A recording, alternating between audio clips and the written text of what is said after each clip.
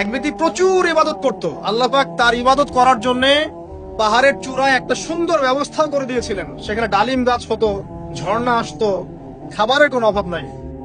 হাদিসে এসেছে 500 বছর সে ইবাদত করেছে। কত বছর? কিয়ামতের মাঠে এই ব্যক্তির অবস্থা এমন হবে, তাকে জান্নাতে প্রবেশ করানোর জন্য নিয়ে যেতে বলা হবে যাও আমার রহমতে জান্নাতে চলে যাও। আল্লাহ পাক তাকে এই কথাটা বলবেন। কিন্তু এই ব্যক্তি বলবে আমার আমলের কারণে আল্লাহ পাক বলবেন আমার রহমতে জান্নাতে চলে যাও। ব্যক্তি বলবে আমার আমলের কারণে। আল্লাহ রাব্বুল আলামিন তখন তাকে দেওয়া সমস্ত নেয়ামত গুলোকে এক পাল্লায় করবেন, আর তার সমস্ত আমলকে আরেক পাল্লায় করবেন।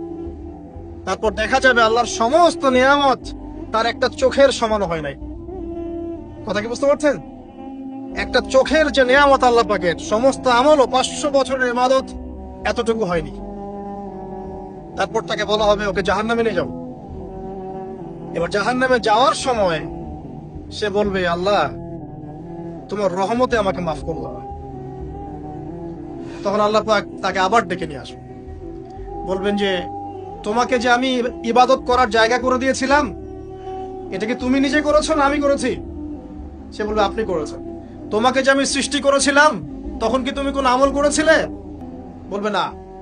তাহলে তোমাকে যে সৃষ্টি করেছি আমি, এটা কি তোমার আমলের কারণে? না। তোমাকে সারা দুনিয়াতে এত নিয়ামত দিয়েছি, এটা কি তোমার আমলের কারণে? সে বলবে না। তখন তাকে জান্নাতে প্রবেশ করানো হবে।